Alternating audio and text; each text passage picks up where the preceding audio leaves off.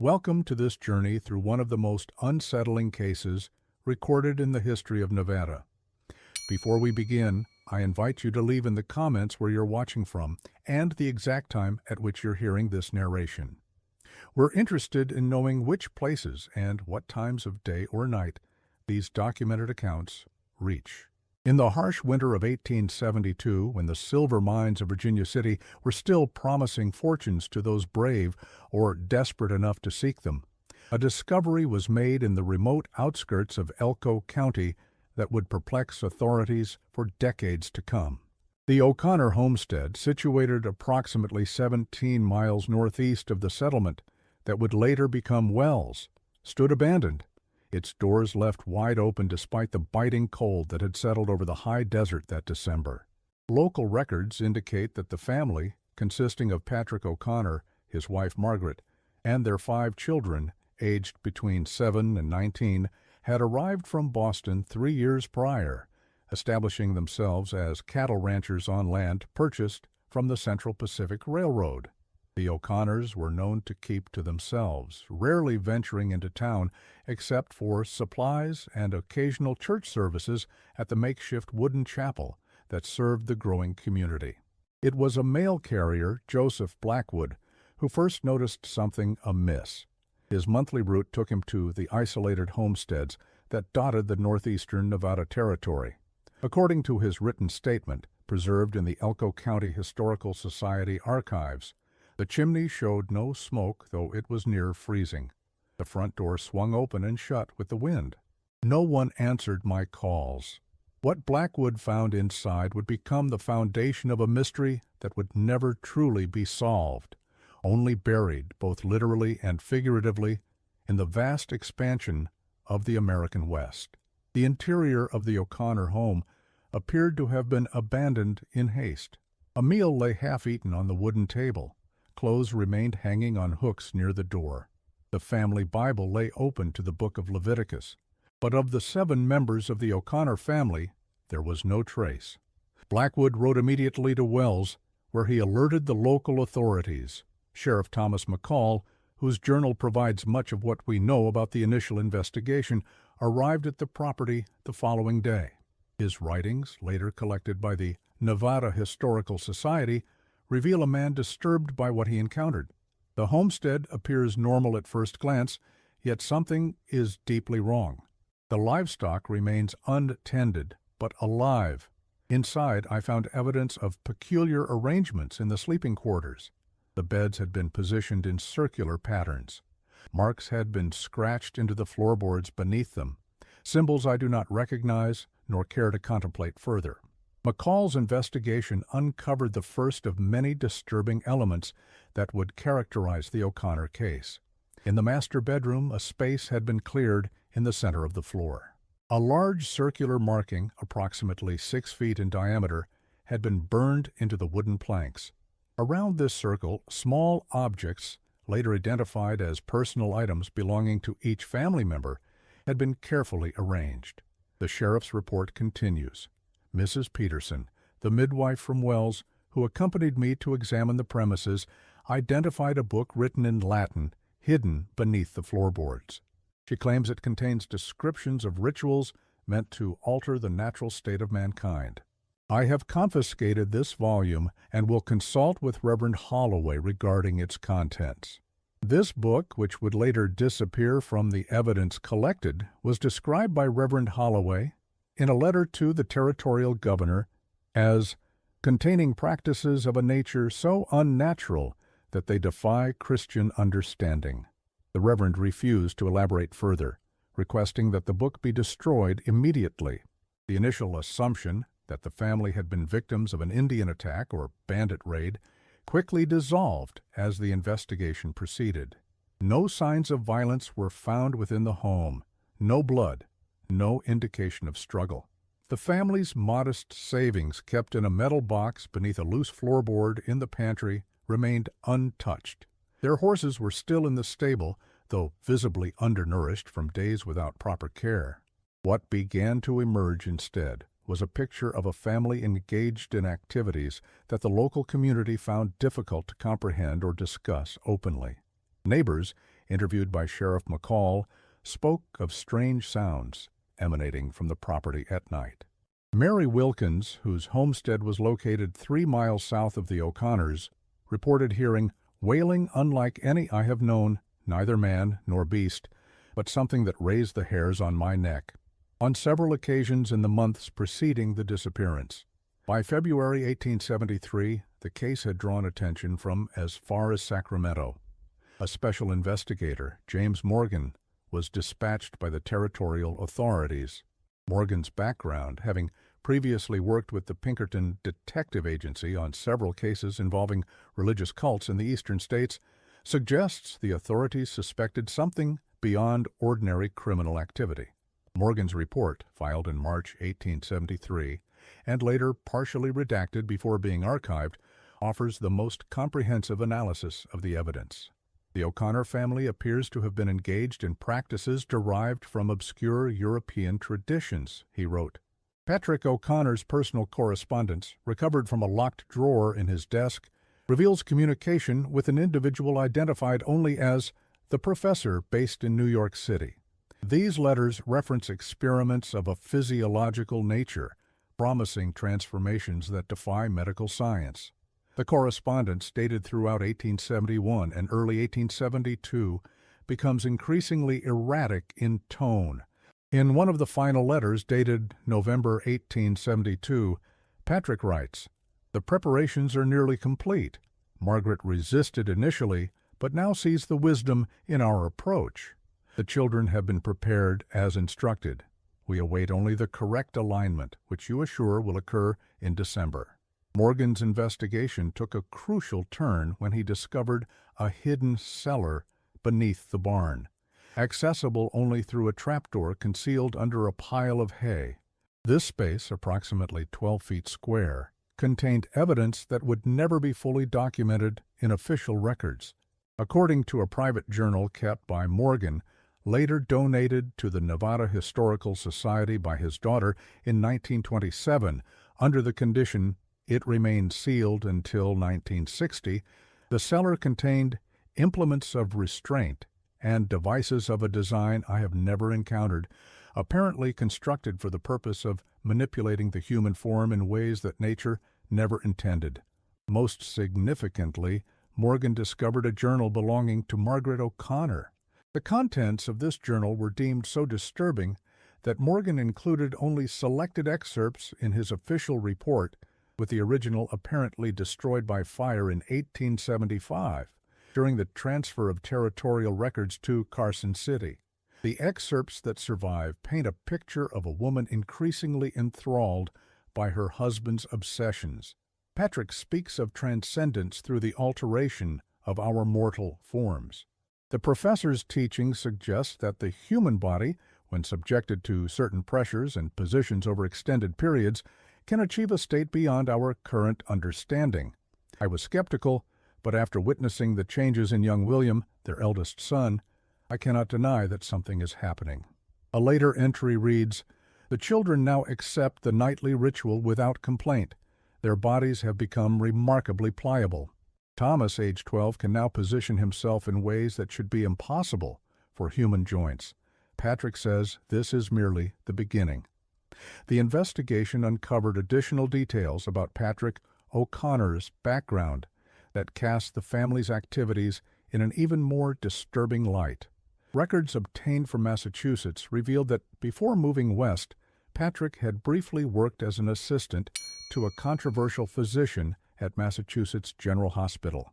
This doctor, whose name was redacted from Morgan's report, but later identified through independent research as Dr. Harold Westerly, had been dismissed from his position following allegations of conducting unauthorized experiments on patients. According to hospital records dated 1868, Westerly had developed theories about human flexibility and bodily transformation that his colleagues described as beyond the pale of acceptable medical inquiry. These theories apparently centered on the belief that the human form could be permanently altered through systematic manipulation of joints, musculature, and even bone structure, if begun at a young enough age and conducted with scientific precision. This revelation added a dimension of premeditation to the case that troubled even the hardened Morgan, who noted in his private journal, "The implications of O'Connor's background suggest that the family's relocation to this remote territory was not, as previously believed, motivated by the pursuit of agricultural opportunity, but rather by the desire to conduct his experiments without scrutiny or interference." Morgan's investigation stalled when potential witnesses in the nearby communities suddenly became unwilling to speak. Patrick O'Connor, it seems, had not only embraced these theories, but had determined to put them into practice using his own family as subjects. Reverend Holloway, who had initially been forthcoming with information, abruptly left Wells in April 1873, leaving no forwarding address. The midwife, Mrs. Peterson, was found dead in her home, apparently from natural causes, though no autopsy was performed. Before her death, however, Mrs. Peterson had shared certain observations with Morgan that never appeared in his official report. According to his private journal, the midwife had delivered the O'Connors' youngest child shortly after their arrival in Nevada, and had noticed something unusual about the family even then. "The children stood too still," she reportedly told Morgan. "When they moved, it was with a grace that seemed unnatural, their limbs bending at angles that made me look away." And Mrs. O'Connor, "During the delivery, her body responded in ways I've never seen in 20 years of midwifery. It was as if her very bones shifted to accommodate the birth." During his examination of the O'Connor property, Morgan discovered a series of photographs hidden inside a hollow space in the wall behind the master bedroom. These daguerreotypes, crude by modern standards but remarkable for their time, documented what appeared to be progressive stages of the family's transformation. The images showed family members in various poses, each more contorted than the last, with dates spanning from their arrival in Nevada to just weeks before their disappearance. Most disturbing were the expressions captured on the subjects' faces. As Morgan noted, in the earlier images, one detects expressions of pain or discomfort, particularly among the younger children. In the later photographs, however, these expressions have been replaced by something that can only be described as ecstatic, a rapturous gaze that suggests the subjects had begun to experience their contortions not as torment, but as transcendence. These photographs were confiscated by territorial authorities and reportedly destroyed, though rumors persist that copies were made and circulated among medical researchers with interests in anatomical anomalies. To date, no authenticated copies have surfaced in public collections. By June 1873, with no bodies recovered and no concrete evidence of a crime having been committed, the case was officially classified as an unexplained disappearance. Morgan returned to Sacramento, filing a final report that recommended the O'Connor property be destroyed to prevent any future inhabitants from encountering or continuing the practices that appear to have been conducted therein. This recommendation was carried out in August 1873. The O'Connor homestead was burned to the ground by order of the territorial governor. The land remained unclaimed for decades afterward, developing a reputation among locals as a place to be avoided. Local newspaper accounts from the period described the burning as a somber affair, attended only by official representatives and a small number of witnesses from the community. According to the Elko Independent, dated August 17, 1873, the flames consumed the dwelling with unusual vigor, as if fed by more than mere timber. Those present report hearing strange sounds emanating from the structure as it burned, creaking and popping beyond what would be expected, and at one point what several witnesses described as a chorus of sighs. Following the destruction of the homestead, a period of unusual incidents was reported in the surrounding area. Livestock belonging to neighboring ranchers was found in distorted positions, their bodies contorted, but without any sign of external injury. Several prospectors camping in the vicinity reported waking to find their limbs arranged in uncomfortable positions, as if manipulated during sleep. These accounts were generally dismissed as superstition or the effects of strong drink, common explanations for unusual occurrences in frontier communities. By the end of 1873, such reports had dwindled, and the O'Connor case began its long descent into obscurity. The case might have faded entirely from record had it not been for an unusual discovery made in 1896 during the construction of a new rail line connecting Elko to the mining communities further north. Approximately 3 miles from the former O'Connor property, workers excavating a cut through a low hill uncovered what was initially thought to be a natural cave. Further examination revealed it to be a man-made chamber, carefully constructed and concealed. Inside, workers discovered the remains of what appeared to be 7 individuals. According to the report filed by Dr. Lawrence Fleming, the county physician called to examine the site. The remains present in a manner unlike any I have encountered in my medical career. The skeletons, while recognizable as human, display modifications that cannot be readily explained. The bones appear to have been systematically altered, with evidence of healed fractures and unusual growth patterns, suggesting prolonged manipulation of the living body. Most disturbing was Dr. Fleming's observation that the positions in which the bodies were found suggested they had not been placed there after death, but had apparently arranged themselves in a circular pattern, facing inward. The positioning, he wrote, would have been impossible for living humans to maintain under normal physiological constraints.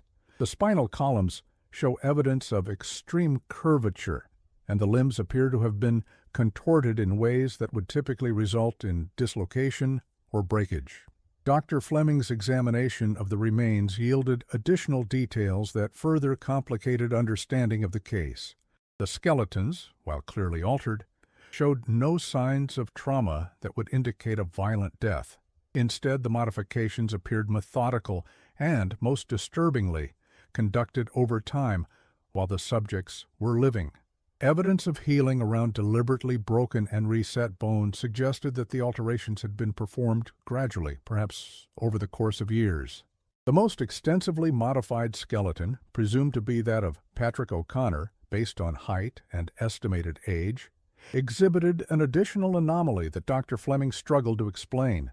The skull had been altered in a way that expanded the cranial capacity by approximately 15%, an achievement that should have been impossible without fatal consequences. Even more perplexing was Fleming's observation regarding the positioning of the hands. The phalanges of all 7 skeletons were arranged in identical patterns, forming shapes that correspond to no recognizable gesture or natural position. When diagrammed, these arrangements appear to create a complex geometrical pattern that suggests deliberate coordination among the subjects at the time of death, if death is indeed what occurred here. Territorial authorities quickly suppressed Dr. Fleming's findings. The site was ordered sealed with no further investigation, and the workers were sworn to secrecy under penalty of law.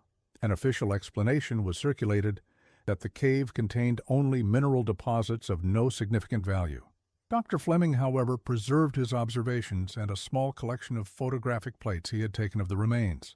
These materials remained in his private collection until his death in 1917, after which they passed to his colleague, Dr. Edward Montgomery of the University of Nevada.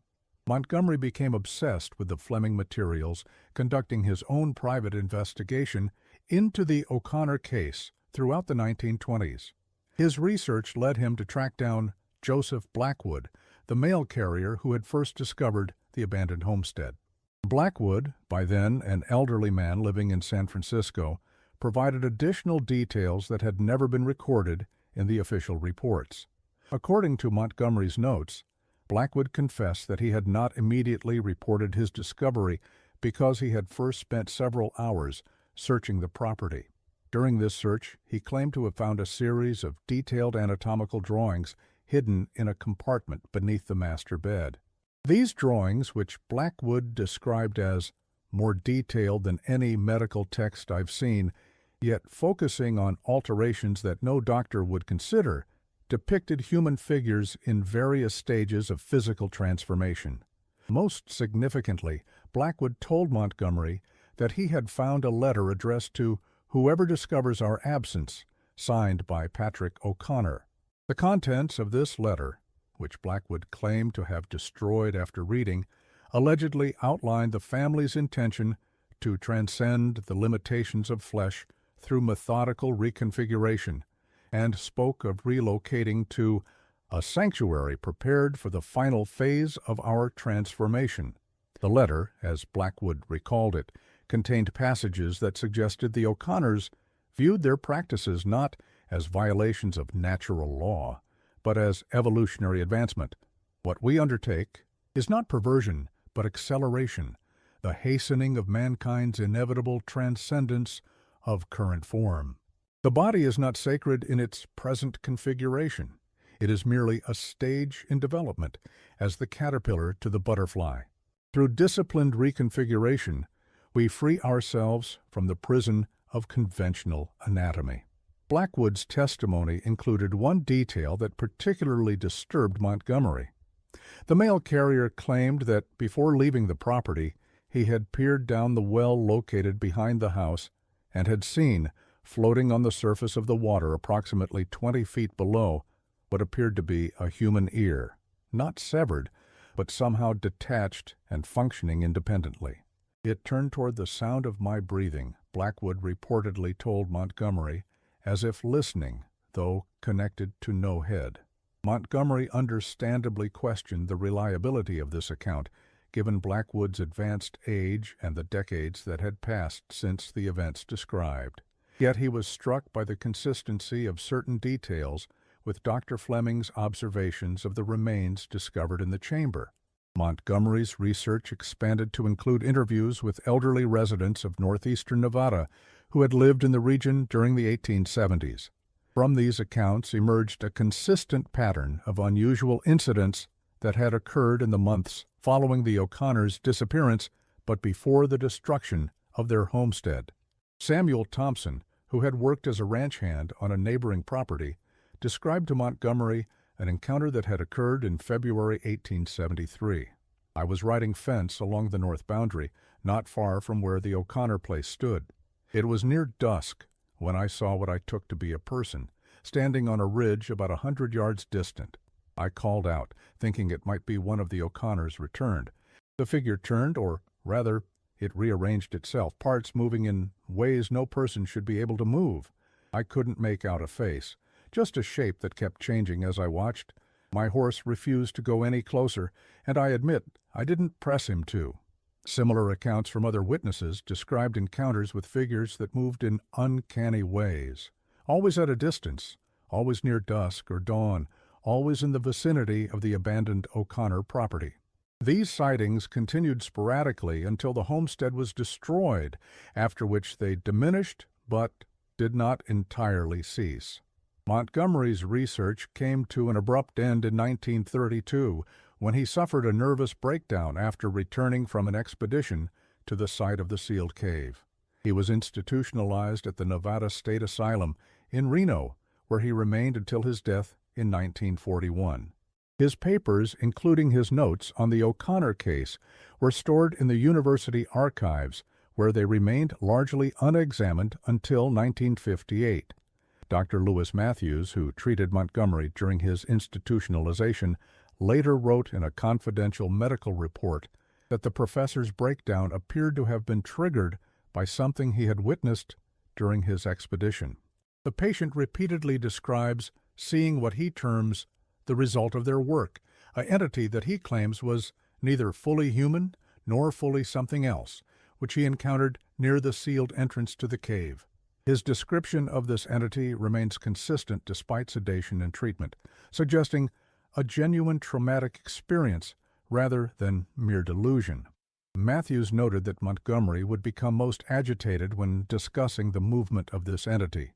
He insists that it did not walk or crawl, but rather reassembled itself with each progression forward, the components of its form constantly shifting, yet maintaining a coherent whole.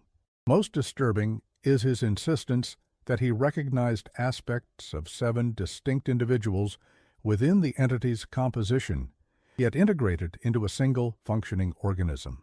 Whether Montgomery's account represented an actual encounter or a hallucination born of his obsession with the case remains impossible to determine. What is clear is that the experience permanently affected his mental stability, rendering him unable to continue his academic career or further his investigation. In 1958, Professor James Callaway of the university's newly formed Department of Anthropology discovered Montgomery's materials while researching Native American burial practices in the region. Intrigued, Callaway attempted to locate the sealed cave mentioned in Montgomery's notes. Official records indicated that the cave had been dynamited and permanently closed following the discovery of the remains in 1896. However, Callaway's investigation of land surveys and railroad construction documents led him to believe that the actual location might have been misreported, possibly intentionally. In the summer of 1959, Callaway organized a small expedition to the area, now largely abandoned following the decline of the mining industry. What they discovered was a landscape significantly altered by decades of erosion and occasional seismic activity common to the region. The original rail line had been rerouted in 1924, and the cutting where the cave had supposedly been found was now partially collapsed. After 2 weeks of searching, Callaway's team discovered an opening in the hillside approximately half a mile from the location indicated in the historical records.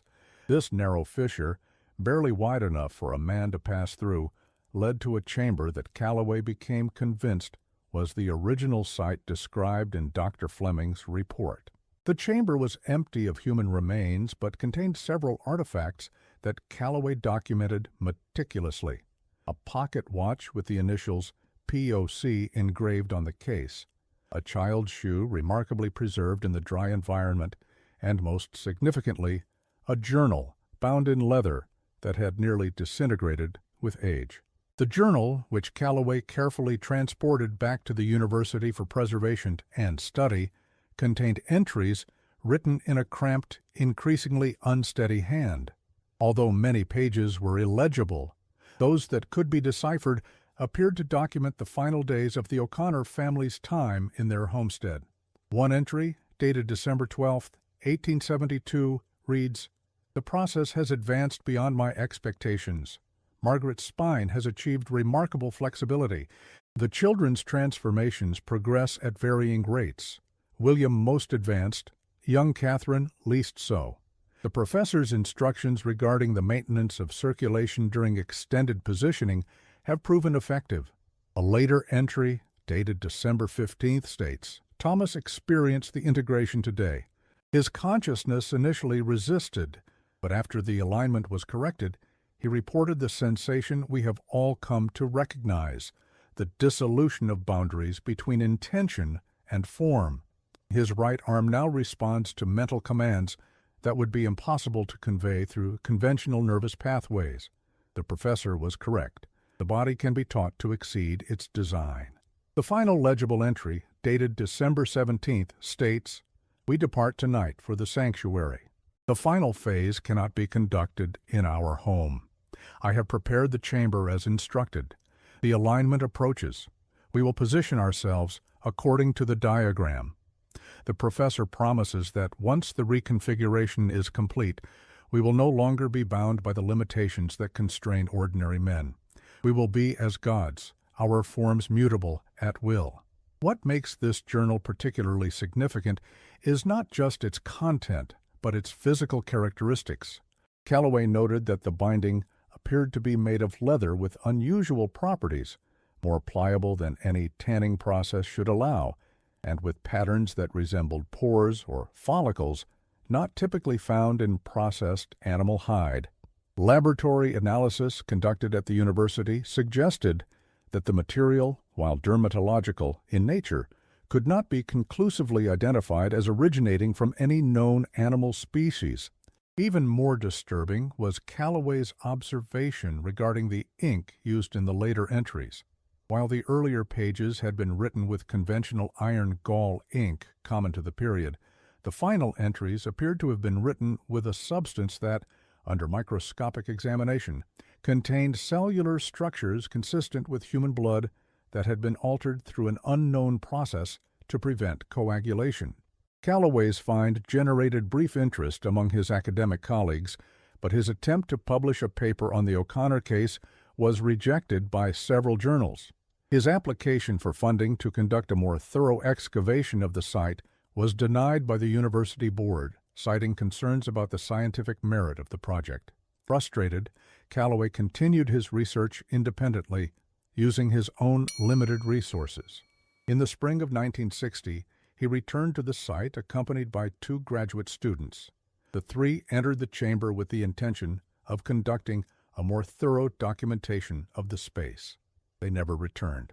A search party organized after their disappearance located their vehicle parked near the hillside, their camping equipment still set up.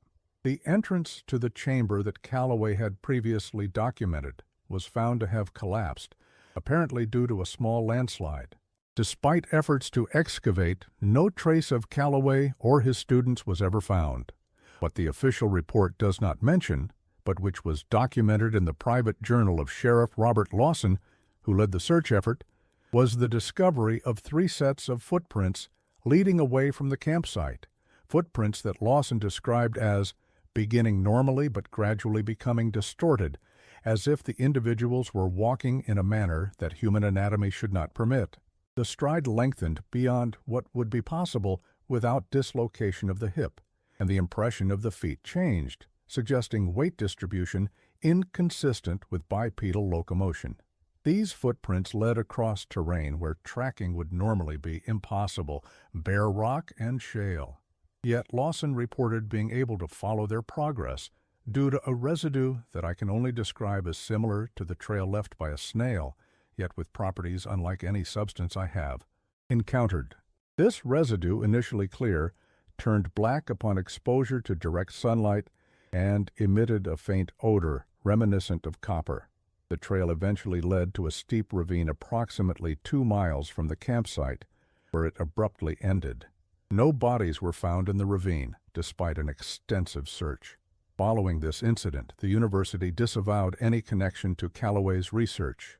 His materials, including the journal recovered from the chamber, were placed in storage and eventually transferred to the Nevada Historical Society in 1965, where they were classified and restricted from public access for 50 years. In the decades that followed, the O'Connor case occasionally resurfaced in academic circles, usually as a footnote in studies of frontier-era disappearances or as an example of the unreliability of historical accounts from isolated communities. Few researchers made the connection between the original disappearance in 1872 and the subsequent discoveries, in part because records had been deliberately obscured or destroyed by authorities at various points.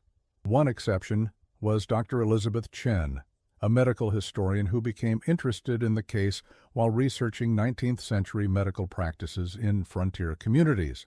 In 1987, Chen managed to gain access to some of Montgomery's papers through a special academic dispensation, though the Calloway materials remained restricted. Chen's analysis focused on the medical aspects of the case, particularly the descriptions of the modified remains discovered in 1896.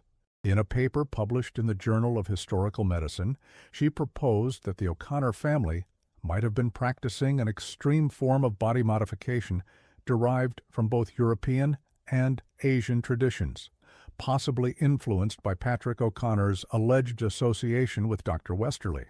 The techniques described, Chen wrote, bear similarities to certain practices documented in isolated regions of India and Tibet, where adepts of obscure tantric traditions were said to achieve states of physical malleability through years of disciplined practice. These traditions maintain that the body, properly conditioned, can transcend its apparent limitations and achieve configurations impossible by conventional anatomical standards. Chen's paper attracted little attention outside specialized academic circles, and her attempts to gain access to the restricted Calloway materials were repeatedly denied. She continued her research until 1992, when she abruptly abandoned the project and accepted a position at a university in Singapore. When contacted by subsequent researchers, She refused to discuss her work on the O'Connor case, citing only ethical concerns about the implications of certain findings. The classification period for the Callaway materials expired in 2015, but attempts by researchers to access these materials have been met with bureaucratic obstacles. The Historical Society claims that many of the documents were damaged during a basement flooding in 1972 and are currently undergoing restoration.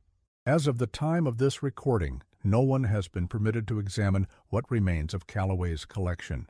What makes the O'Connor case particularly disturbing from a historical perspective is not just the nature of the practices allegedly undertaken by the family, but the consistent pattern of official suppression that has surrounded the case from its earliest days.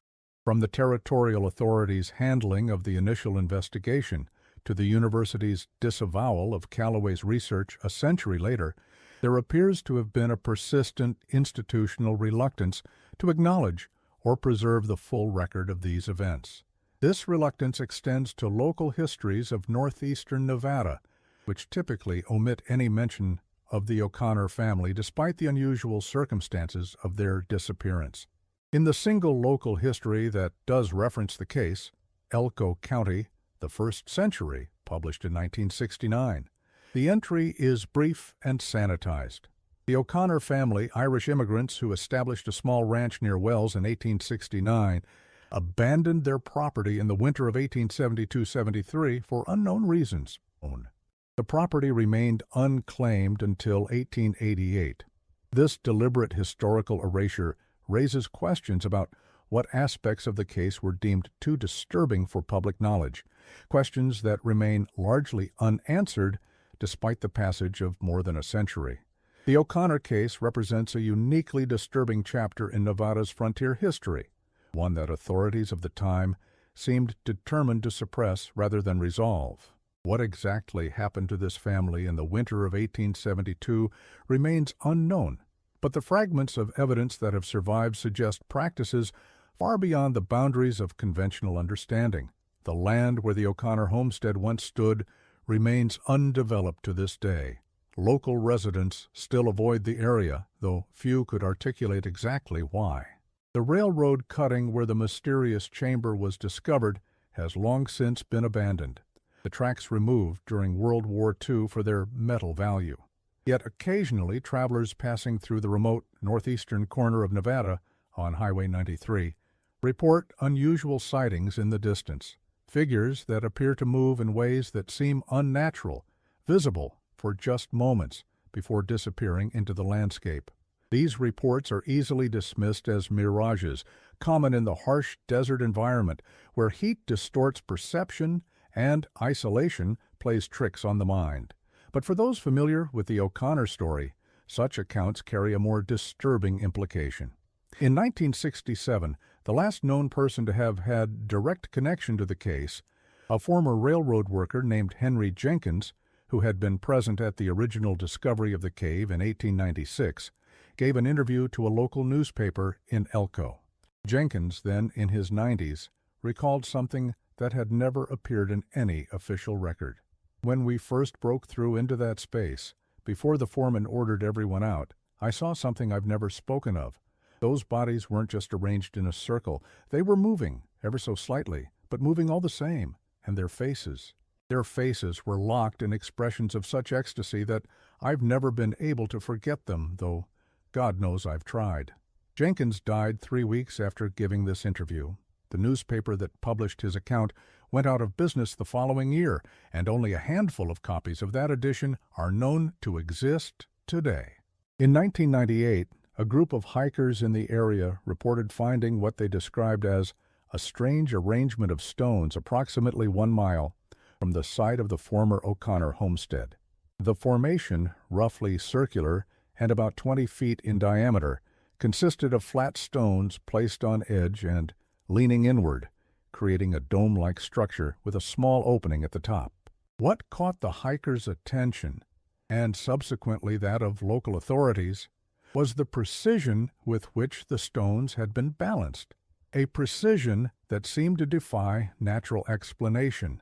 According to the report filed with the Elko County Sheriff's Department, The stones appear to be positioned in a state of tension that should cause them to collapse, yet they remain stable.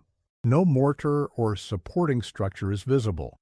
When geologists from the University of Nevada examined the formation, they found that many of the stones showed evidence of tool marks consistent with 19th century quarrying techniques.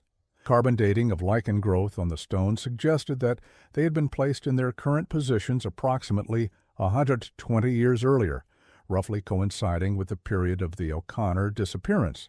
Most puzzling was the discovery that the ground within the circle showed no evidence of human activity, no fire pit, no artifacts, no indication that the space had been used for any practical purpose. Instead, the soil appeared to have been deliberately arranged in a pattern of swirls and spirals that bore a striking resemblance to the markings reported to have been found on the floor of the O'Connor home in 1872. Following this discovery, the Bureau of Land Management designated the area as restricted, citing concerns about the stability of the formation and potential archaeological significance. Public access was prohibited, and the location was omitted from updated topographical maps of the region. Dr. Marcus Peterson, the geologist who led the university examination of the site, later wrote in a private correspondence that has since been made public, "Whatever purpose this structure served, it was not constructed according to any architectural principle I recognize. The stones are arranged in what I can only describe as a state of impossible balance, each piece dependent on the position of every other piece in a way that should not be stable, yet has endured for over a century of exposure to the elements." Peterson went on to note that his team had observed unusual physical sensations while working within the stone circle. Several members reported a persistent sensation of being watched, while others described feeling as if their bodies were being pulled in multiple directions simultaneously.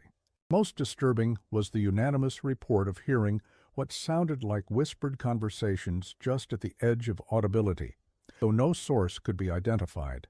The BLM's decision to restrict access to the site has fueled speculation and rumors in local communities, with some residents suggesting that the government is concealing evidence related to the O'Connor case. These rumors gained additional traction in 2007 when a former BLM employee claimed in an anonymous online post that soil samples taken from within the stone circle had revealed biological anomalies that defied conventional explanation. This claim has never been officially confirmed or denied, and requests for information under the Freedom of Information Act have been consistently denied on grounds of ongoing investigation. Perhaps the most unsettling aspect of the O'Connor case is not what we know, but what remains hidden, buried in sealed archives, lost in collapsed chambers, or suppressed by those who decided that some discoveries are too disturbing to be acknowledged. As we conclude this account, one final detail bears mention. In 1963, a geological survey team mapping the region reported an anomaly in their readings near the site of the former O'Connor property. Using equipment that was advanced for its time, they detected what appeared to be a cavity approximately 30 feet below the surface, a space significantly larger than any natural formation would explain. Their request to investigate further was denied by the Department of Interior without explanation. The anomaly was omitted from their final report, and the matter was never officially pursued. In 2004, a more sophisticated geological survey conducted as part of a groundwater assessment project detected the same anomaly, now estimated to be approximately 40 feet below the surface. The report noted that the cavity appeared to be expanding at a rate of approximately 3 inches per year, a phenomenon that the surveyors could not explain through any known geological process. Most recently, in 2018, a team from the University of Nevada equipped with ground-penetrating radar attempted to create a more detailed map of the anomaly as part of a research project on subsurface structures in the Great Basin. Their request for a permit to conduct the survey was initially approved, but abruptly revoked 3 days before the scheduled expedition. No explanation was provided beyond a form letter citing security concerns. Whatever secrets the O'Connor family took with them into the winter night of 1872 remain buried in the harsh Nevada soil, a testament to the fact that even in the documented history of our nation, there exist dark corners where conventional understanding fails, and where some mysteries perhaps ought to remain unsolved. For those who wish to visit northeastern Nevada, the region offers breathtaking landscapes and a rich mining history worth exploring. But locals still advise travelers to stick to marked roads and established trails, and to pay no mind to any distant figures that might seem to move in ways that defy natural law. Some boundaries, it seems, were never meant to be crossed. Some knowledge was never meant to be obtained. And some transformations, once begun, can never truly be undone. In 2012, an amateur historian named Richard Landers became interested in the O'Connor case after discovering a reference to it in his grandfather's journal. His grandfather, who had worked as a surveyor in northeastern Nevada during the 1930s, had made a brief notation about the family that changed themselves and referenced a location near the old Wells-Elko rail line. Landers' research led him to the Nevada Historical Society, where he encountered the same bureaucratic obstacles that had frustrated previous researchers. Undeterred, he began interviewing elderly residents of the region, hoping to collect oral histories related to the case before they were lost to time. Most of these interviews yielded little beyond vague recollections and second-hand accounts. However, one conversation with Eleanor Whitman, a 93-year-old former school teacher who had spent her entire life in the region, provided a disturbing new detail. According to Whitman, her father had been part of the search party organized after Calloway and his students disappeared in 1960. Although the official report stated that no trace of the missing men had been found, Whitman's father had told her otherwise. Dad came home different after that search, she told Landers. Then, one night, after too much whiskey, he told me they'd found something, not bodies exactly, but what he called parts that didn't match up. He said they'd discovered pieces that looked human but couldn't possibly be, joints that bent the wrong way, fingers too long and with too many knuckles, a section of spine that moved like a snake when touched. Most disturbing was Whitman's recollection of her father's description of a partial face they had found, not attached to anything, just lying there on the rocks, but still moving its eyes, still working its jaw as if trying to speak. According to Whitman, the search party had been sworn to secrecy by government officials who arrived the following day and took possession of everything they had found. He wouldn't talk about what they'd found for nearly a year. Her father never spoke of it again, but in the weeks that followed, he boarded up a storage cellar beneath their home where he had initially placed his muddy clothes from the search, claiming it had become infested with insects that he couldn't identify or eradicate. Landers attempted to verify Whitman's account through official records, but found that all documentation related to the search for Calloway had been sealed by court order in 1962, ostensibly to prevent distress to the families of the missing men. In 2014, Landers published a small, self-financed book titled The Reconfigured, The True Story of the O'Connor Family, which compiled his research and interviews. The book received little attention outside specialized circles interested in obscure historical mysteries, but it did attract the notice of Dr. Samuel Hayes, a biophysicist at Stanford University, with an interest in historical accounts of anatomical anomalies. Hayes contacted Landers and proposed a collaborative investigation that would bring modern scientific methods to bear on the historical evidence. Specifically, Hayes was interested in analyzing the soil from the site of the stone circle discovered in 1998, believing it might retain trace evidence of whatever activities had occurred there. In the summer of 2015, Hayes and Landers embarked on what they termed an unofficial research expedition to northeastern Nevada. Without permits for formal excavation, they limited their activities to surface observation and collection of soil samples from public land in the vicinity of the restricted area. The results of Hayes's analysis of these samples, published in the Journal of Anomalous Scientific Phenomena, a peer-reviewed but admittedly fringe publication, describe the presence of protein structures unlike any previously documented. These proteins, Hayes wrote, exhibit characteristics that should be mutually exclusive.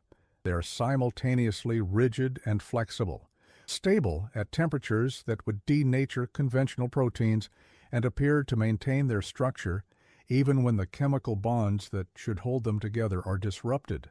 Hayes hypothesized that these proteins might represent the remnants of a substance used in the O'Connor's reconfiguration practices, possibly a compound that altered the properties of collagen and other connective tissues to allow for extreme malleability without loss of structural integrity.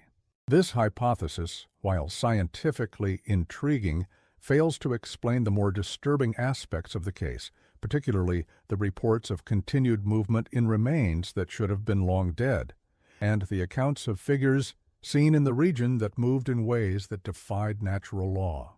In 2016, Landers disappeared while conducting follow-up research in the area. His vehicle was found parked at a trailhead approximately 5 miles from the site of the former O'Connor homestead. Despite an extensive search, no trace of Landers was ever found. His laptop, recovered from his motel room in Wells, contained journal entries describing his intention to locate the underground cavity detected by geological surveys. The final entry, dated the day before his disappearance, reads, "I believe I've found the entrance. It's not where everyone has been looking. It's much closer to the original homestead site than the cave discovered in 1896. If I'm right, the O'Connors never left their property at all. They simply went beneath it. I'll know tomorrow." Dr. Hayes, upon learning of Landers's disappearance, attempted to continue their joint research, but reported being warned off by federal authorities who questioned him about the nature of their investigations and confiscated his remaining soil samples. In a final publication before abandoning the subject entirely, Hayes wrote, "Whatever occurred in that remote corner of Nevada in the winter of 1872 represents either a monumental scientific discovery that has been deliberately suppressed or a human tragedy of unique proportions. In either case, the systematic obstruction of research into these events raises disturbing questions about what certain institutions might be protecting or containing." The most recent development in the O'Connor case occurred in 2019, when a routine highway maintenance project on Route 93 unearthed what initially appeared to be a time capsule buried beside the roadbed approximately 8 miles from the site of the former O'Connor homestead. The metal container, badly corroded but still intact, bore an inscription identifying it as the property of Professor James Calloway, dated May 1960, the month of his disappearance. Highway workers, unaware of the significance of the find, delivered the container to the Elko County Historical Society. Before any official examination of the contents could be conducted, representatives from the Bureau of Land Management arrived and confiscated the container, citing federal jurisdiction over artifacts found on or near public lands. No inventory of the contents has ever been made public. A Freedom of Information Act request filed by the Las Vegas Sun regarding this incident was denied on grounds of national security implications, a designation that appears disproportionate for what should have been a simple historical artifact. This pattern of official intervention and information suppression has been consistent throughout the history of the O'Connor case, suggesting that whatever occurred in that remote homestead continues to be regarded as sensitive by authorities nearly 150 years later. For researchers and historians, the case represents a frustrating enigma, a historical mystery deliberately obscured by institutional actions that prevent thorough investigation. For local residents of northeastern Nevada, it remains a disturbing legend, a story told in hushed tones, with significant details often omitted. And for travelers passing through the region, particularly those venturing off the main highways onto the network of dirt roads that crisscross the high desert, It serves as a reminder that the American frontier once harbored secrets darker than the typical tales of outlaws and Indian conflicts that populate conventional histories. To this day, ranchers in the region report occasional livestock mutilations that defy conventional explanation. Animals found with limbs contorted into impossible positions, but no signs of external injury, their bones apparently reshaped while still alive. Such incidents are typically attributed to predators or disease by official investigators, but those familiar with the O'Connor case sometimes suggest a different explanation. The region surrounding the former O'Connor property experiences an unusually high number of missing persons cases, hikers, campers, and solitary travelers who vanish without trace. While the harsh desert environment provides a ready explanation for such disappearances, the statistical anomaly has been noted by law enforcement officials, though rarely discussed publicly. Most telling, perhaps, is the reluctance of longtime local residents to travel certain roads after dark or to venture into particular valleys and canyons under any circumstances. When pressed for explanations, they typically offer vague references to bad air or strange territory, but those who have gained their trust might hear references to the bent ones or those who changed themselves. As one elderly rancher whose family has occupied the same property since the 1880s told a researcher in 2005, "Some things you learn to live alongside so long as you don't look too close or wander too far into certain places. They keep to themselves mostly, and we do the same. That's been the arrangement for longer than I've been alive." Whether this arrangement represents mere superstition or a more disturbing accommodation with something that has occupied the region since the winter of 1872 remains unclear. What is certain is that the story of the O'Connor family, their experiments, their disappearance, and the subsequent discoveries represents one of the most unsettling chapters in the history of the American frontier. A history in which the quest to transcend human limitations led not to enlightenment, but to a transformation so profound that authorities have worked for generations to conceal its nature and implications. As we conclude this narrative, it is worth considering the final passage from Margaret O'Connor's journal as preserved in James Morgan's private papers. "We do not fear what we are becoming. Fear belongs to those who cannot see beyond the prison of their own form. What awaits us is not death, but liberation, a reconfiguration so complete that those who witness it will have no framework to comprehend what they see. We go now to complete what we have begun, to become what we were always meant to be." Whatever the O'Connors became in that winter of 1872, the silence that surrounds their case suggests that some transformations are too profound or too disturbing for conventional history to acknowledge. For those who travel through northeastern Nevada, the vast, empty landscape offers no obvious signs of the events described in this account. The site of the O'Connor homestead bears no marker, the location of the stone circle remains restricted, and the entrance to whatever lies beneath the surface has never been officially located. Yet local residents still avoid certain areas after sunset.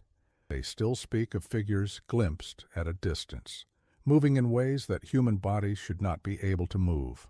And they still tell their children to stay on marked trails and established roads, advice that echoes the frontier wisdom that some boundaries were never meant to be crossed. Some knowledge was never meant to be obtained, and some transformations, once begun, can never truly be undone.